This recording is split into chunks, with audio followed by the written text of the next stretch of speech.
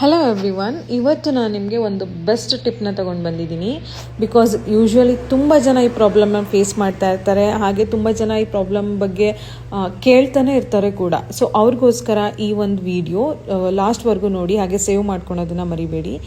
ತುಂಬ ಜನಕ್ಕೆ ಮೇಕಪ್ ಮಾಡಿದಾಗ ಏನಾಗುತ್ತೆ, ನೋಸ್ ಮೇಲೆ, ಅಪ್ಪರ್ ಲಿಪ್, ಚಿನ್ ಈ ಏರಿಯಾದಲ್ಲಿ ಮೇಕಪ್ ತುಂಬ ಬೇಗ ಪ್ಯಾಚ್ ಆಗ್ತಾ ಇರುತ್ತೆ. ಆ್ಯಂಡ್ ಆ ಪ್ಲೇಸಲ್ಲಿ ಮೇಕಪ್ನ ಕೂರಿಸೋದಕ್ಕೆ ತುಂಬಾ ಕಷ್ಟಪಡ್ತಾ ಇರ್ತಾರೆ.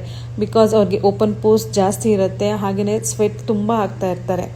ಸೊ ಅದಕ್ಕೆ ಒಂದು ಸೊಲ್ಯೂಷನ್ ಏನಂತ ಅಂದರೆ, ಈ ಒಂದು ಫಿಟ್ ಕರಿನ ನೀವು ಯೂಸ್ ಮಾಡೋದ್ರಿಂದ, ಫಿಟ್ ಕರಿಲಿ ಬಿಫೋರ್ ಮೇಕಪ್ ಒಂದು 2 ಮಿನಿಟ್ಸ್ ನೀವು ಮಸಾಜ್ ಮಾಡೋದ್ರಿಂದ ಅದು ನಿಮ್ಮ ಪೋರ್ಸ್ನ ಇಮಿಡಿಯೇಟ್ ಶ್ರಿಂಕ್ ಮಾಡುತ್ತೆ, ಸ್ಕಿನ್ನ ಕೂಡ ಟೈಟ್ನಿಂಗ್ ಮಾಡುತ್ತೆ, ಹಾಗೆ ಸ್ವೆಟ್ ಕೂಡ ಕಂಟ್ರೋಲ್ ಆಗುತ್ತೆ.